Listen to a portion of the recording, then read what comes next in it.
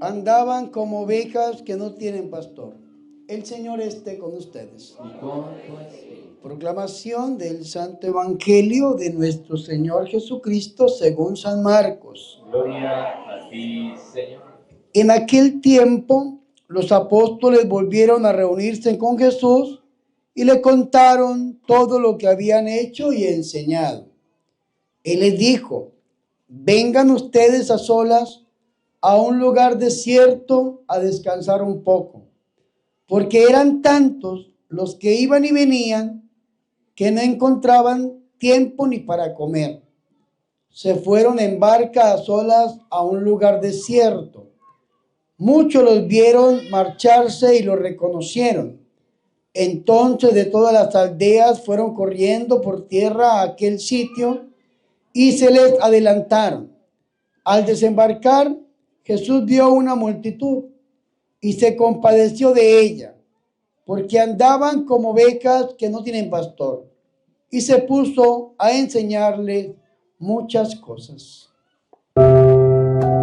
Palabra del Señor. Gloria a ti, Señor Jesús. Que por la proclamación de este santo evangelio sean perdonados nuestros pecados. Alabanzas a ti, oh Cristo.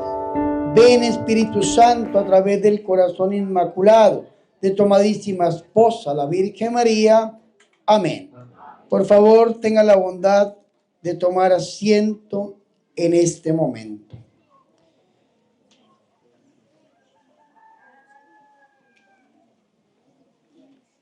Mis hermanos, la carta a los Hebreos, que es la primera lectura que hemos escuchado, le da un título a nuestro Señor y Salvador Jesucristo. Y Jesucristo es descrito como el gran pastor de las ovejas. Qué título tan bonito, qué título tan hermoso, que el Espíritu Santo inspira al apóstol San Pablo para llamar a nuestro Señor el gran pastor de las ovejas. Y Jesucristo, como lo dice el Salmo 22 o Salmo 23 en algunas Biblias, dice que el Señor es mi pastor. El único pastor es nuestro Señor y Salvador Jesucristo, y es el gran pastor. Y el Señor, que es el gran pastor, delega ese pastoreo a los hombres en la Iglesia Católica en 3 grados diferentes, que es el orden sacerdotal. Pastor de ovejas los obispos, pastor de ovejas los presbíteros, pastor de ovejas los diáconos.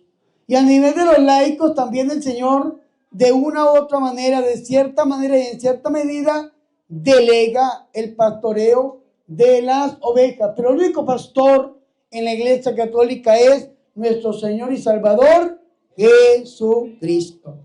Y este pastor es tan misericordioso, tan bondadoso, que en el Evangelio que escuchamos hoy, que está tomado del evangelista según San Marcos, en el capítulo 6, versículo 30 al 34, encontramos que el Señor Jesucristo, a pesar de sus múltiples ocupaciones, a pesar de sus múltiples actividades, se preocupa por sus apóstoles.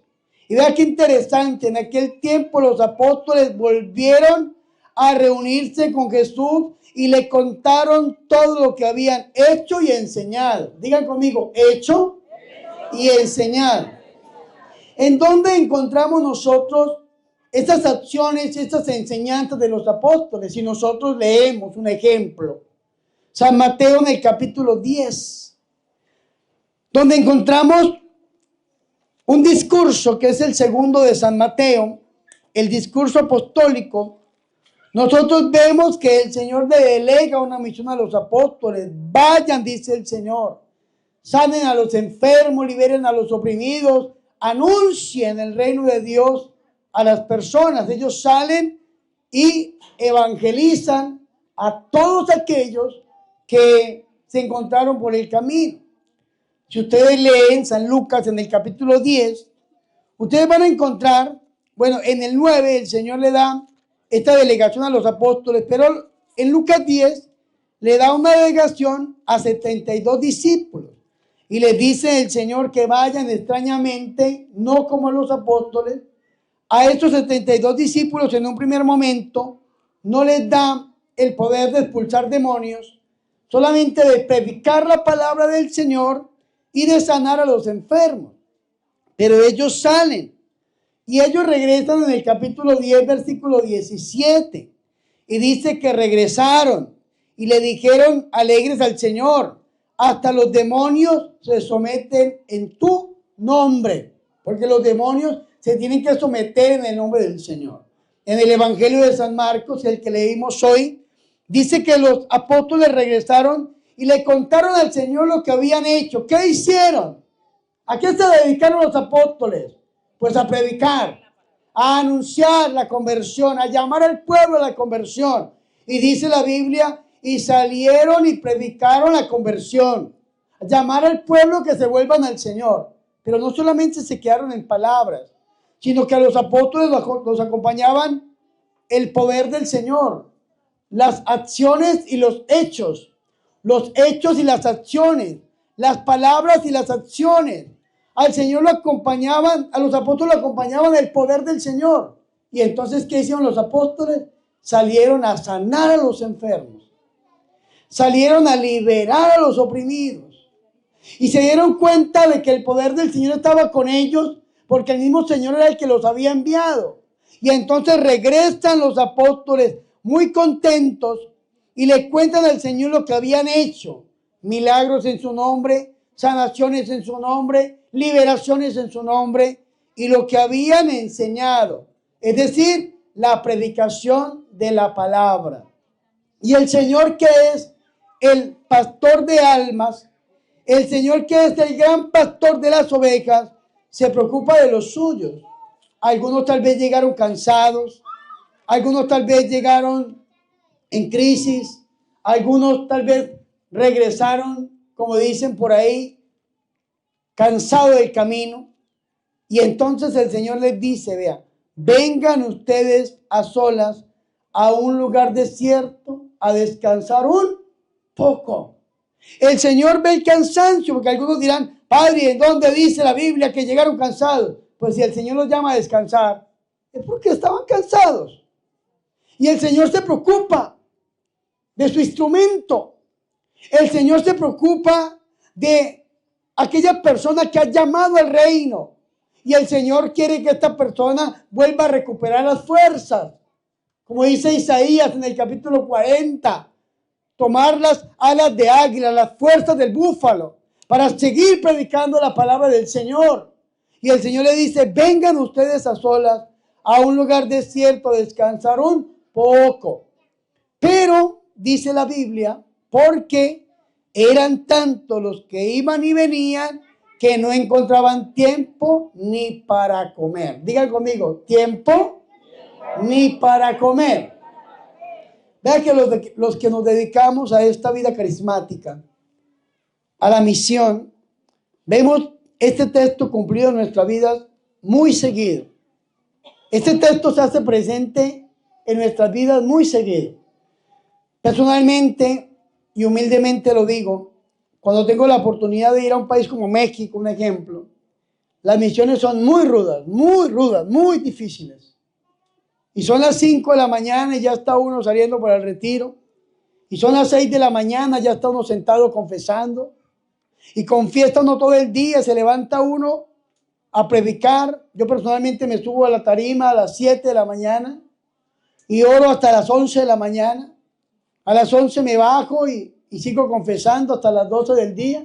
A las 12 del día vengo a la misa, celebro misa de 12 a 3 de la tarde. A las 3 de la tarde celebramos la hora de la misericordia con el Santísimo, de 3 de la tarde a 4 o 5 de la tarde. Nos bajamos y seguimos confesando el pueblo del Señor. Volvemos a las 6 de la tarde a predicar la palabra del Señor. Después de que se predica la palabra del Señor, volvemos a confesar. Y después de la confesión y la alabanza, volvemos a la hora santa final. Ya vamos terminando 10, 11, 12, 1 de la mañana. Y resulta que cuando uno está ahí, a uno no le queda tiempo ni para comer. A mí personalmente no me queda tiempo ni para comer, porque si voy a comer no llego a confesar y las almitas se quedan con el pecado. Y entonces está uno confesando desde la mañana. Yo esta mañana llegué tarde, llegué a las 7:30 de la mañana, que me senté ahí, siempre llego a las 7 de la mañana. Y entonces cuando uno está confesando todo el día y el cuerpo le pide a uno una necesidad física, y se levanta uno a cumplir con su necesidad física, e inmediatamente la gente lo voltea a ver a uno así, le abre los ojos, y no va a seguir confesando, cura. ¿Será que me puede dejar ir al baño, madrecita? Porque no queda tiempo ni para comer. Cuando uno se dedica a la obra del Señor, no le queda tiempo absolutamente para nada. Y si uno de cura, dirían, pero porque usted es sacerdote, ¿no? Yo veo el ministerio del hermano Narciso. Y allá en México que me acompaña el hermano José Luis. He compartido tarima con otro laico que quiero mucho, el hermano Demetrio. Hay otro laico que se llama Irán, Pepe. Grandes laicos que son misioneros, predicadores. Y uno los voltea a ver y son las filas y las filas y las filas de la gente. Diría un padre, el padre Montoya de Medellín, que en un retiro carismático uno saca la mano para ver si está lloviendo y ya tiene la fila de gente haciéndole ahí fila para imponer manos. Y uno ve los laicos, cómo tienen ese trabajo espiritual tan fuerte de atender gente, de aconsejar gente. No los pueden confesar porque no son ministros ordenados. Pero qué bonito cuando se dedican a atender, a dar consejerías, a orar por las personas, a aconsejar los matrimonios. Y no queda tiempo verdaderamente ni para comer. Y a veces no queda tiempo ni para dormir. Vea, en México es tan bonito que ojalá nosotros algún día logremos hacer algo así tan bonito, que predicamos desde la mañana, todo el día. Nos dan las 10, 11, 12 de la noche cantando y alabando al Señor. Y después de que terminamos el retiro, se quedan toda la noche, desde las 10, 11, 12 de la noche hasta las 6, 7 de la mañana, rezando 2000 Ave Marías en latín. Y a las 6 de la mañana llega el sacerdote con el rosario, con las oraciones, y el domingo todo el día hasta las 9, 10 de la noche, donde ya se va uno a descansar.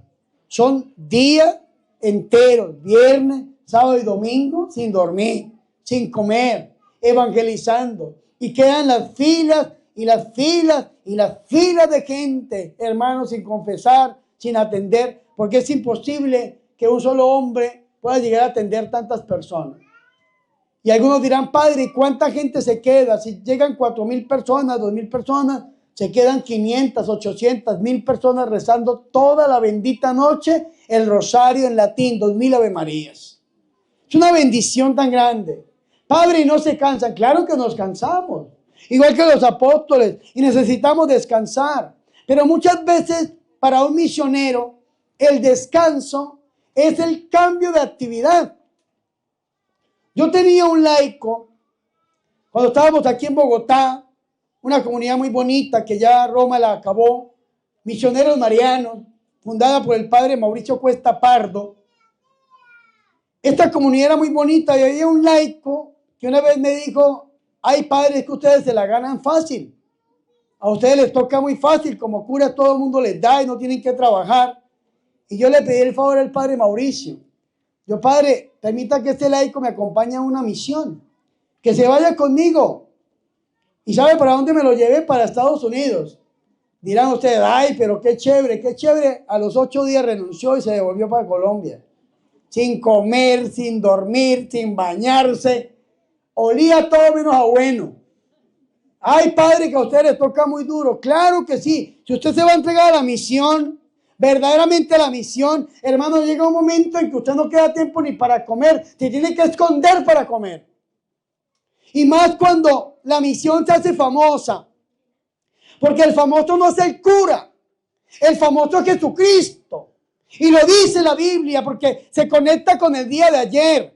Yo no sé si ustedes se acuerdan del evangelio que leímos el día de ayer, cuando el rey Herodes escuchó hablar de nuestro Señor Jesucristo. ¿Qué dice San Marcos en el capítulo 6, versículo 14? Vea, se enteró el rey Herodes pues su nombre se había hecho famoso en todas partes. El nombre del Señor se había hecho famoso. El que es famoso es Jesucristo. Famoso no es el hermano José Luis. Famoso no es el hermano Narciso. Famoso no es el padre Bernardo. Quítenos a Jesús de la vida y ¿qué queda? No queda nada, queda una miseria humana. Nos ponen a Jesús y el famoso es nuestro Señor Jesucristo. Y entonces cuando un laico, un ministro, se le olvida que la fama es de Jesús de Nazaret, pues pierde el piso y se hunde. ¿Me hago entender o no? Y como la fama de Jesús se extendió por todas partes, pues a Jesús lo seguían multitudes. Eran personas y personas y personas que seguían al Señor. Y de aquí tenemos que aprender los misioneros, de que la gente se fija hasta en los mínimos detalles. El año pasado, para mi cumpleaños, el día de mañana cumplo años, 9 de febrero, 15 primaveras. Pero hace un año estaba predicando en Cajititlán, Jalisco. Y una señora llegó con un muñeco diseñado por ella misma, que era como una réplica del padre Bernardo. Hermano, yo quedé aterrado. Cómo esta mujer, hasta los mínimos detalles, los puso en ese muñeco. El cabello rubio, los ojos azules. Una cosa pero impresionante.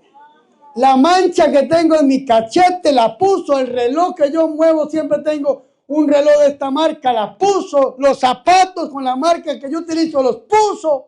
El pantalón, la camisa, los botones, la sotana, la estola que yo utilizo para confesar, con todos los detalles. Yo digo, la gente se fija en todo. Por esa razón tenemos que siempre estar dispuestos a dar testimonio y razón de la fe. Porque donde quiera que usted esté, hay alguien que lo conoce y conoce la misión de Jesús. Porque el famoso Jesucristo. Vea qué interesante esto. El Señor le dice a los apóstoles, vámonos a un lugar a solas para descansar. Vengan ustedes a solas a un lugar desierto a descansar un poco, porque eran tantos los que iban y venían que no encontraban tiempo ni para comer. Y vea que la gente se fija en todo. Los que comparten ministerio, tengan cuidado. Los hombres que le oran a las mujeres, los laicos que les oran a las mujeres, mujeres que les oran a los hombres, tengan cuidado, porque la gente se fija en todo, absolutamente en todo. Tengan cuidado cómo hablan, cómo se mueven, cómo sirven, porque pueden ser motivo de escándalo para otra persona. La gente se fija en todo, que dice que ellos se fueron en una barca a solas a un lugar desierto. El Señor y los 12 apóstoles se subieron a una barca al mar de Galilea, al lago de Tiberíades, y se fueron huyendo de la gente para poder descansar. Pero la gente se fija en todo. La gente tiene ese sentido de palpar, de sentir. Hay algunos laicos y sacerdotes que preguntan, ¿y por qué la gente sigue a ese hombre? Porque no están siguiendo al hombre, porque descubrieron que en ese hombre hay algo diferente. Y que este diferente se llama Jesús de Nazaret. Y entonces van detrás de Jesús de Nazaret, no van detrás del hombre. Pero qué bonito es cuando usted es sensible y descubre la gracia de Dios en la persona, la gracia en el hombre o en la mujer de Dios. Y usted va detrás de esa gracia. A mí me pasa lo mismo. Yo tengo mis sacerdotes favoritos. La mayoría ya se me han muerto. El último que falleció fue el padre Darío Betancourt. Gran amigo mío, gran sacerdote, gran consejero. Y cada vez que el padre Darío estaba cerquita, o así hubiese tenido que viajar por largas horas, iba a visitarlo, a saludarlo. Yo llegaba a Argentina y el padre estaba en algún estado, pasaba a saludarlo. Si llegaba a algún país, Estados Unidos, iba a saludarlo. Mi gran amigo, el padre Darío, lo quería mucho, como un abuelo espiritual, porque descubrí en él algo diferente. tenía la gracia del Señor que lo acompañaba, y cuando uno descubre, esa persona se vuelve como si fuera un faro o como si fuera un panal de miel que atrae a la oveja, que atrae a la abeja, que atrae la necesidad. Y vea qué interesante esto, dice: muchos los vieron marcharse y los reconocieron, porque la gente tiene este sentido de descubrir cuando va el Señor en alguien. ¿O no nos pasa a nosotros? A veces decimos: este hombre tiene la gracia, a este hombre le falta la gracia. A este hombre lo usa el Señor, a este no lo usa el Señor. Por más de que grite, por más de que patalee, por más de que critique, por más de que persiga, pero el día que ora no pasa nada, porque falta algo, y es lo que la gente nota. La gente notó que el Señor se fue con los apóstoles, y dicen que de todas las aldeas fueron corriendo por tierra a aquel sitio y se les adelantaron. Se les adelantaron al Señor Jesucristo, a los apóstoles que estaban huyendo, que estaban escapando. El Señor llevaba a los apóstoles a descansar en Él, los llevaba a mejores pastos, a pastos verdes, a agua de reposo, para que recobraran fuerzas. Sin embargo, vea que la gentecita que siente se les adelantó y llegaron primero. Dice que al desembarcar, Jesús vio a una multitud. Y repitan conmigo esta palabra: y se compadeció de ella. Dígalo. Más fuerte. Por última vez. El Señor que vio a una multitud. ¿Y qué sintió? Compasión. ¿Y cómo estaban? Cansados. Sin embargo, aunque estaba cansado el Señor, cansados los apóstoles porque iban a descansar, llegan y se encuentran con una multitud. Y vea lo bonito de este pastor de las ovejas, el gran pastor de las ovejas, que es el título que da la carta a los hebreos en el capítulo 13, que es el final de la carta a los hebreos. Dice que el Señor, que estaba cansados sus apóstoles, que iban a descansar, se encuentran con aquella multitud, y el Señor nos enseña a no perder la paz, ni a responder mal, ni a obrar mal. ¿Cuántos de nosotros, servidores, servidoras, predicadores, predicadoras, músicos, sacerdotes, ministros, a veces nos cansamos? Y cuando la gente se acerca, sencillamente le respondemos mal. Sencillamente hacemos sentir a la gente mal, no atendemos a la gente, y la gente no se siente atendida en la iglesia católica. Y cuando la gente no se siente atendida en la iglesia, en la parroquia, en la diócesis, en lugar de culto, sencillamente se van a donde sí los atienden. Y por eso están llenos las iglesias protestantes, y por eso están llenos los centros de ocultismo, de brujería, porque la gente siente que allá al menos los escuchan. Por eso están llenos los consultorios de los psicólogos y de los psiquiatras, porque al menos allá sí los escuchan. El Señor Jesucristo no les dijo: lárguense de aquí, váyanse de aquí, que estoy cansado y vengo a descansar con mis apóstoles.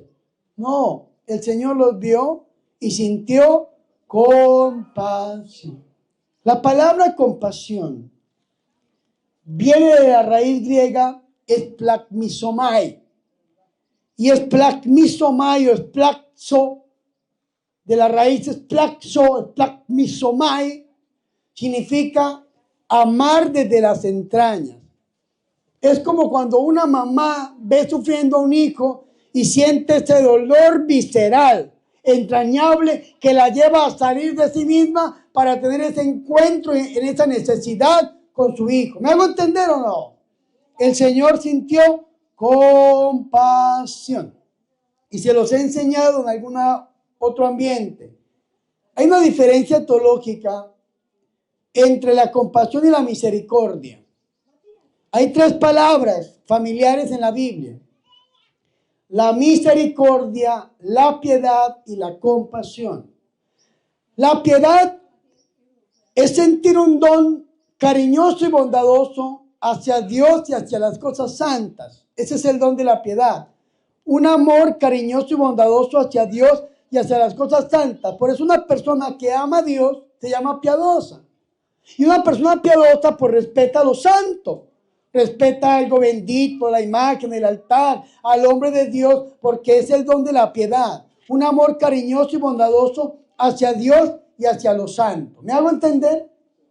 Pero cuando le decimos a Dios como el ciego de Jericó, que le dijo, Kyrie eleison, Señor, ten piedad, Kyrie eleison, lo que le estamos diciendo al Señor es que Él nos ame de una manera cariñosa y bondadosa. Que nos ame cariñosa y bondadosamente. Es la primera palabra. La segunda, misericordia. De miserere cordis. Es decir, sentir dolor en el corazón por la miseria del otro. El hermano que está poseído, atacado por el demonio, uno siente dolor, pobrecito esta persona. El hermano que está enfermo, pobrecito esta persona. El hermano que está pasando por alguna necesidad económica, pobrecita esta persona. Pero solamente se queda en el dolor en el corazón. Sentir dolor en el corazón por la miseria del otro. El Papa Francisco en el año de la misericordia lo tradujo de la siguiente manera: tener el corazón abierto al dolor del hermano. Es un dolor en el corazón. Pero la palabra esplagmizomai, compasión, no solamente se siente el dolor en el corazón, no solamente se siente ese dolor por el amor que se tiene, sino que esta palabra significa salir al encuentro del necesitado.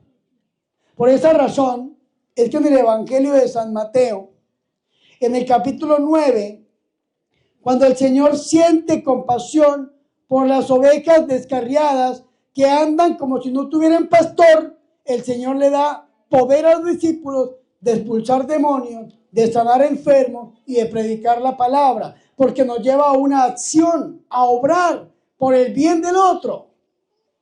Cuando usted sale de sí mismo, de su egoísmo, para entrar en la necesidad del hermano, eso es lo que significa la compasión. Y esto fue lo que hizo el Señor. Por eso el Señor Jesucristo ve esta multitud y siente, digan conmigo, compasión. Otra vez, dígalo. Más fuerte. Y como la compasión no solamente es un sentimiento, sino una acción, ¿qué hace el Señor? El Señor dice que se puso a enseñarles muchas cosas. ¿A quiénes? A las multitudes. Porque era la necesidad que se tenía. ¿Y por qué el Señor enseña? ¿Por qué el Señor pastorea? ¿Por qué el Señor cuida? ¿Por qué el Señor sale? Porque el Señor es el gran pastor de las ovejas, que es el título que encontramos hoy de nuestro Señor y Salvador Jesucristo. Pues pidámosle a ese gran pastor que nos mire a nosotros como vio la multitud y que hoy el Señor salga a nuestro encuentro. Si estamos enfermos, que sanemos. Si estamos oprimidos, que liberemos. Si estamos arruinados, que prosperemos. Pidámosle a ese pastor que nos ame y que nos permita amarlo para que los deseos más íntimos de nuestros corazones se hagan una realidad. Que la Virgen María, Madre de Dios y Madre nuestra, ruegue e interceda por nosotros. Gloria al Padre y al Hijo y al Espíritu.